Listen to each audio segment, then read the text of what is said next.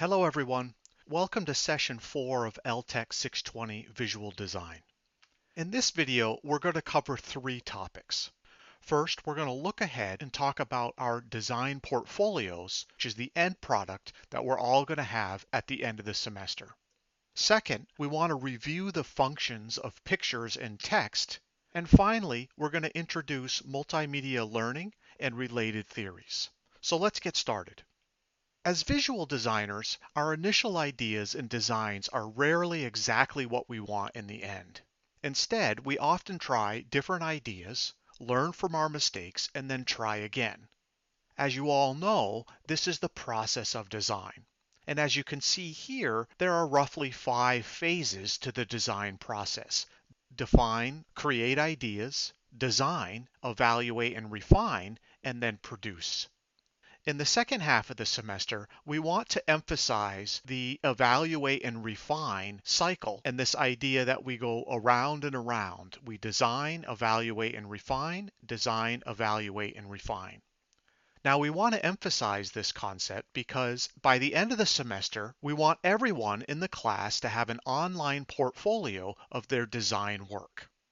In session 6, we're going to learn how to build and design these online portfolios so that we can populate them with our existing designs. So as you can see here laid out in this table, our design portfolios are going to contain 5 redesigned products that we've built this semester. So if you take a look on the left, we have 5 design projects, and each project has been aimed at producing a different type of product. And so far, we've only submitted an initial design. But by June 29th, or the last day of classes, you will have redesigned all of these products at least once, and you will showcase them in your online design portfolio, which you will build with our guidance in session 6. So that's just a sneak preview of some of the work that's to come in the weeks ahead. Okay, so let's talk about the functions of pictures in text. Now, if we come back to our Venn diagram of visual design and visual literacy, we're adding a new bubble to the map. And that is based on the 2002 article by Carney and colleagues, focusing on the functions of pictures in text. Now, according to Carney and Levin, there are 5 different functions of pictures in text. So let's walk through those 5 different functions. The first function is decorational in nature. Decorational pictures are simply there to decorate the page. They have little relationship to the content of the actual text on the page. So here's an example of a Shel Silverstein poem called Overdues, but you can see here that the drawing is simply decorational. It's loosely related, but the poem itself is not really about this frazzled man with this crazy hair clutching a book. This particular drawing, this picture, is decorational in nature. The second type of function is representational. Representational pictures mirror part of or all of the text content. So here's a picture from a children's storybook, and you can take a look at the text itself. "Look," said one of the water bugs to another. "One of our colony is climbing up the lily stalk. Where do you suppose she's going?" And of course, if you study the picture is showing the water bugs, and one of them pointing up at the lily stalk. And you could imagine the dialogue happening between these water bugs. So again, we're seeing here representations or a mirroring of part of the content that's in the text itself. Now, the third type of function is organizational. And organizational pictures provide useful structural framework for text content. So here's an example of a diagram illustrating all of the different parts and where they're located within the human eye. What's organizational about this particular diagram is the fact that it's not only reinforcing the concepts of the eye that are presumably talked about in the text, but it's also giving you some two-dimensional spatial relational information related to how all of these parts of the eye relate to one another. The fourth type of function of pictures in text is interpretational. And interpretational pictures are designed to help clarify difficult text. And a great example here is a Venn diagram showing characters from three different alphabets: the Greek alphabet, the Roman alphabet, and the Russian alphabet. And what it's showing here are the cross sections of the different characters across those different alphabets. Of course, one could read this in a traditional text format, but a Venn diagram actually helps to clarify or interpret the meaning of the words in the text. So it's adding a lot of extra interpretational value for the viewer/reader. Finally, the fifth and final function of pictures in text is transformational. And transformational pictures simply include systematic mnemonic components to aid in recall. So here's one from a pharmacy textbook, and it uses a mnemonic called lean. So we're seeing a man here who has these drug names leaning on him, and he's obviously in a hurry. The text bubble says quick, not much time. And lean stands for lidocaine, epinephrine, atropine, and Narcan. And this is an excellent example of a transformational picture used to aid recall related to text. So I wanted to review these 5 different functions of pictures and text because I think they give us a nice idea of the ways in which graphic design or visual design can be used in partnership with text. Now I'd like to talk a little bit about multimedia learning. And of course, if we come back to our Venn diagram here, we're adding another bubble, which is multimedia learning. So let's start with a very fundamental question. What is multimedia learning? Now, in order to answer that question, we have to first start with what is multimedia? Well, multimedia is presenting words, either printed text or spoken text, along with pictures. And by pictures, we can mean illustrations, photographs, animations, or videos. So when you combine words and pictures, you have multimedia. So what is multimedia learning? Multimedia learning is building a mental model from words and pictures. In other words, you're taking in through your sensory system information and you're constructing a mental representation of some idea or concept or aspect of the world in your mind, and all of that information is coming from words and pictures. And then finally, as educators or people working in education, we might be interested in creating multimedia instructional messages, or simply multimedia messages. And these are presentations consisting of words and pictures that are intended to promote learning. Now, a great deal of research has been conducted on multimedia learning. And there are a couple of important points that I want to remind you about what we know about multimedia learning. First, we know that not all multimedia messages are equally effective for learning. Some are good and some are bad, and there are lots of different examples about why they're good and why they might be bad. In addition, we know that effective pictures used in multimedia messages can foster positive cognitive outcomes as reflected by comprehension, memory, and transfer performance. Our ability to learn from multimedia is based on 3 assumptions about how the human mind works with multimedia. The first assumption is called the dual channel assumption. And this assumption is the idea that humans possess separate channels for processing visual and auditory information. In other words, what we see is processed differently in the mind than what we hear. So we have 2 channels of information that we can process. The second assumption related to multimedia learning is the limited capacity assumption. And this assumption states that humans are limited in the amount of material that we can process at any given time. The third assumption related to being able to learn from multimedia is that humans are active processors, or the active processing assumption. And this assumption states that humans engage in active learning by attending to relevant information, organizing selected material into coherent mental representations, and then integrating those mental representations with other knowledge. Now, I wanted to review these three assumptions because they're the basis of understanding how we process and understand multimedia. So let's take a look at the very popular cognitive theory of multimedia learning.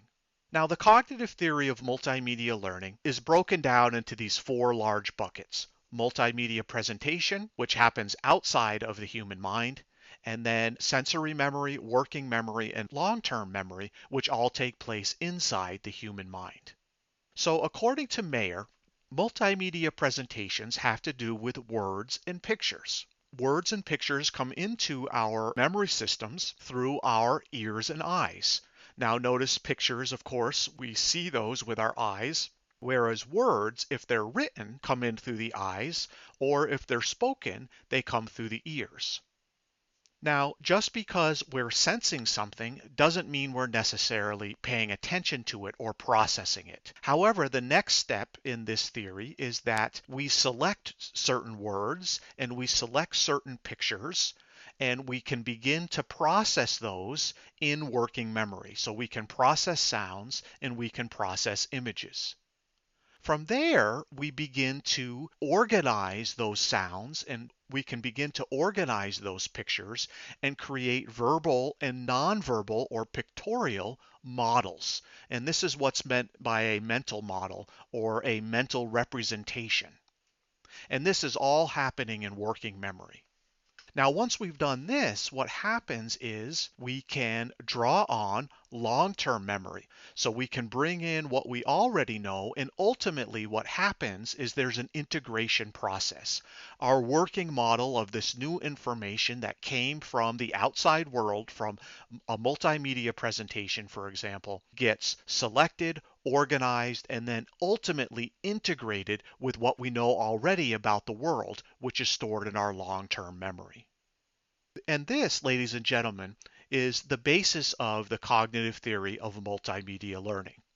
Now, more recently, Mayer has updated his cognitive theory of multimedia learning to emphasize the importance of the affective aspects of learning from multimedia. And he's argued that both metacognition and motivation have an impact on what we select, what we organize, and what we integrate while processing multimedia.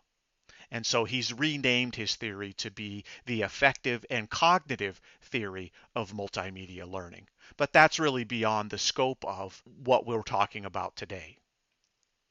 Finally, I want to touch on cognitive load theory, which can be helpful in understanding the role of designing visuals as they relate to multimedia learning.